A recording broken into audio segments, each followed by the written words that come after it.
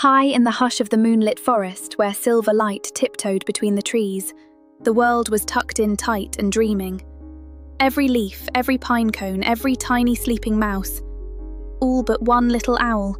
In a snug round nest at the top of an old oak, Oliver the barn owl blinked his big amber eyes. His fluffy white and tan feathers were warm beneath his tiny knit scarf, but sleep would not come. Not tonight. He listened to the wind. He listened to the stars. And then, ever so softly, he heard something new. A sound like pages fluttering.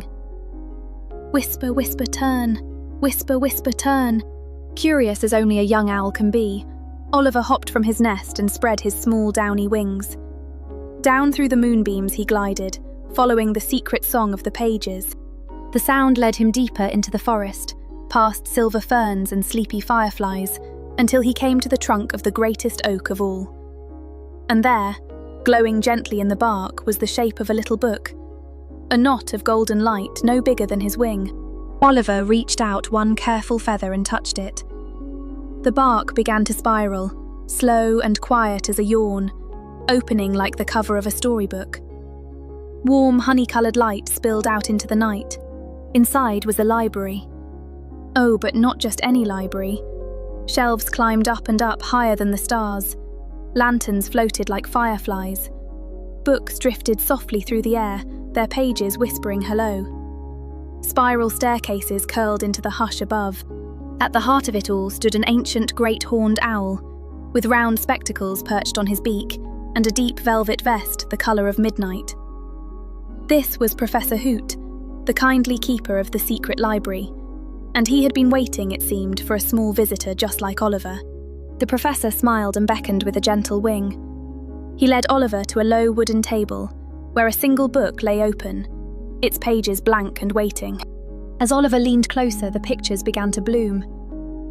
A little paper sailboat lifted off the page and bobbed through the lantern light. A tiny dragon, made all of golden ink, curled around his scarf and purred. And above them, the ceiling dissolved into a living star map, constellations swimming slowly, like fish in a quiet pond. Oliver gasped, soft as a snowflake landing. Professor Hoot spoke in a voice as warm as cocoa. He told Oliver that stories are companions for sleepy nights, that every dreamer, no matter how small, has stories of their very own, waiting patient as moonlight to be opened.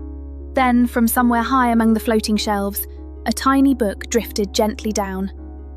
It was bound in soft blue cloth, and across its cover, in shimmering silver letters, was a single name: Oliver. Oliver caught it close to his heart. It was warm. It was his. He looked up at Professor Hoot, who simply nodded, his spectacles twinkling like two little moons. With his book tucked safely beneath his wing, Oliver flew home through the moonlit forest. The trees seemed to bow as he passed. The stars seemed to hum a tiny lullaby just for him. Back in his snug round nest, he settled deep into his feathers and opened the little blue book. The pages glowed, soft and golden, painting sleepy pictures across his dreams.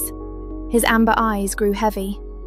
One blink, two. The pages whispered on, gentle as falling snow, as the great oak kept its quiet, lovely secret. And up the camera drifted, past the leaves, past the branches, all the way to the round and smiling moon. Good night, little owl. Good night, dear dreamer. The end.